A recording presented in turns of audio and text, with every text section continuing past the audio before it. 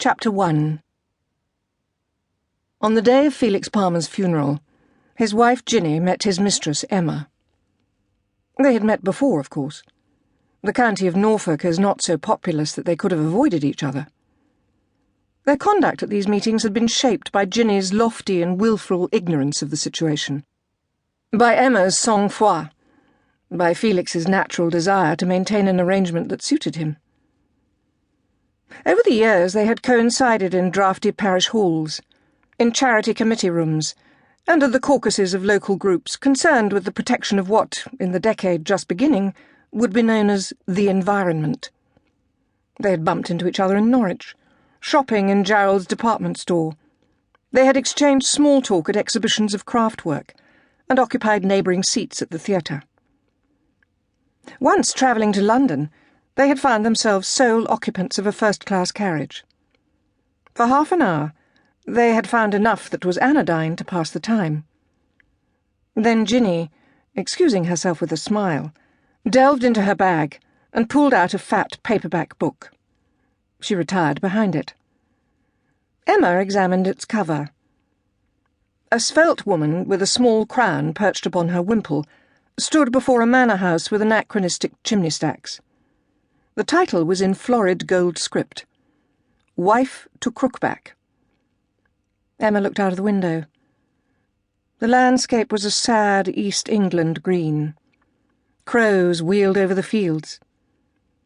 As they moved from the edge of England to its heart, Emma herself took out a book.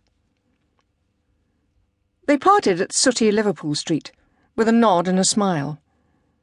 London forced no collusion on them, but Norfolk did.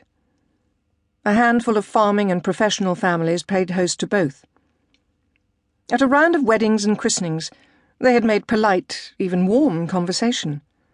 At a dozen New Year's Eve parties they had wished each other luck and happiness, and sometimes almost meant it. Now, on this February morning, Ginny stood surrounded by a knot of mourners.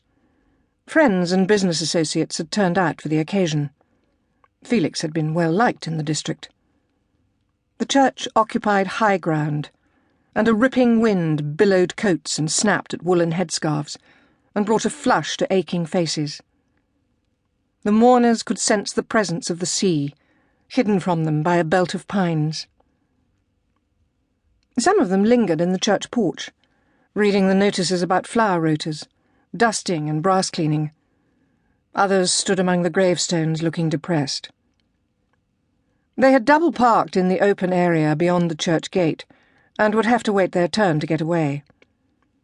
Ginny, leaning on the arm of her son, moved from group to group, offering a few tactful words to soothe their feelings.